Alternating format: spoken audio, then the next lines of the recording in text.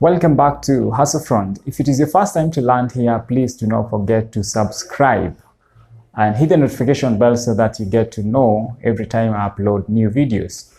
So if you ever decide to become an agent, especially in real estate or any other field where you act on behalf of people or represent people, there are certain skills that you need to develop to make sure you are highly sought, highly paid, and difficult to replace or irreplaceable in that area.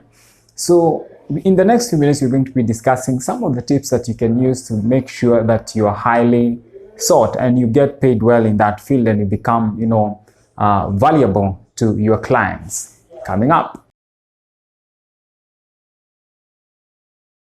The following pointers do not only apply to those who want to become agents, they can also be used by someone who is selecting an agent to represent them. So one thing, in every field that you're going to go to, there are two kinds of agents that you're likely to come across. One is fiduciary and another one is functionary. There are people who are just out there just to sell. They don't care what the client is looking for.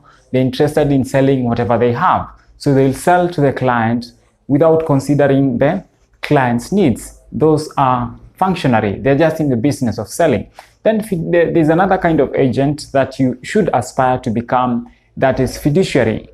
This is the kind of agents who first puts the client's needs first. They first consider what the client is looking for and then they guide the client to achieve those goals. So when you're selecting an agent, it is important you look for a fiduciary. So let's look at the tips now that can help you become a fiduciary, which we have said you should always aspire to become that.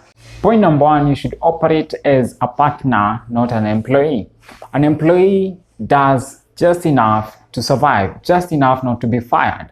Of course, I'm talking about an average employee, because a good employee should do more than that. So a partner, on the other hand, wants the best for the organization, if you operate as a partner, when you're representing someone, you want the best for them. You walk through step by step at each stage. If it's acquiring a property, in every stage you're there guiding them and helping them to be able to ensure that they achieve their goal. But an employee will just do enough, and after maybe they get their commission, will walk away and leave the client to do the other part on their own. So operate as a partner, walk through each stage with them to ensure they achieve their goal. Point number two, you should act as a consultant. A consultant is somebody who offers professional advice to their clients. You should not act as an errand boy or some messenger who just delivers information. I'm selling a plot, I knew at a certain place, at a certain price, and then you leave it at that. A consultant understands more than that. It's somebody, for example, if a person has come to you to help them to sell something, you know the best places to list, you know the best places to sell, you know how fast it would take or how long it would take to sell that property. If somebody has asked you to help them acquire something, for example, if they're looking for a property for a vacant land to build a flat, the soils that can hold, certain structure, you understand more. You're a consultant, you're a professional in that field, you should know more than your client.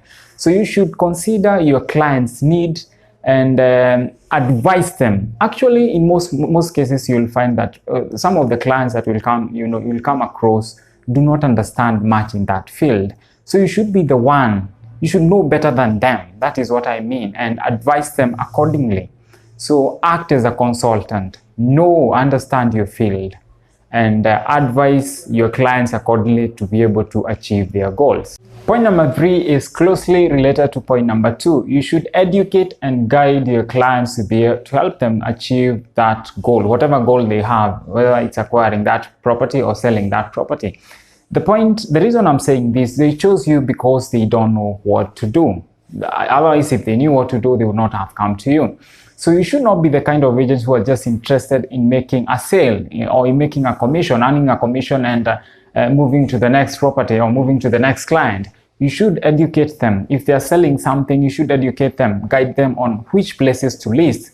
and search information. If they are buying something, you should educate them on zoning rules within that area.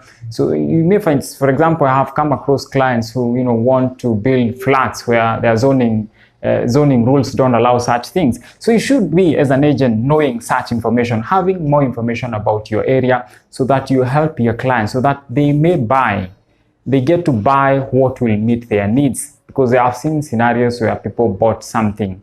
The intention was, for example, they bought a vacant land somewhere with the intention of building a flat, and then they end up, being told that you cannot build a flat that is has gone beyond, 5 floors or something close to that, because the person who helped them acquire that didn't guide them. So as an agent, you're supposed to educate your clients to make sure whatever they will acquire will meet their needs even in future.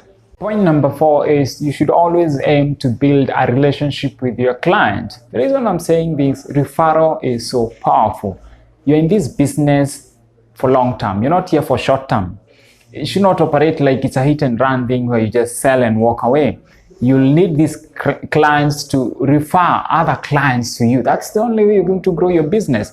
So you should build relationship with this. And the only way to do this is to put the needs of the clients first. I know there's this temptation. As human beings, naturally, by default, we are selfish. We always think of ourselves first. But as a business person who is focused on the long term, who has the big vision of being in this business for long term, you should always be selfless before you're selfish. You have to serve other people's interests before you serve yours. So I encourage you, put your client's need first. That is only you're going to build a relationship. Make sure they achieve whatever they are looking for. Make sure they get their goals achieved. That is only you're going to get your goals done, by getting their goals achieved.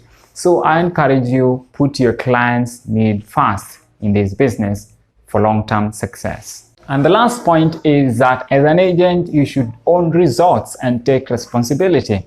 In the past, a wise man said that the true test of character, the true test of a human being is not when things are going on well, but in a crisis.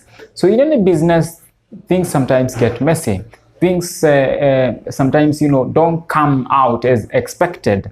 So as an agent, it's good to own results, to own the outcome of whatever you've been trying to achieve with your client. But I've seen in some scenarios, most agents will walk away, will run or hide whenever things don't go wrong. So you're supposed to be there with your client to solve the new problem that has come up. Help your client maneuver, to find a solution to the new problem that has come up. That as an agent, own the outcome, whether it's good or bad. You should be there to stand with it or try to find a solution to the new problem that has come up. So don't run away. Don't just sell and walk away and leave your client facing challenges.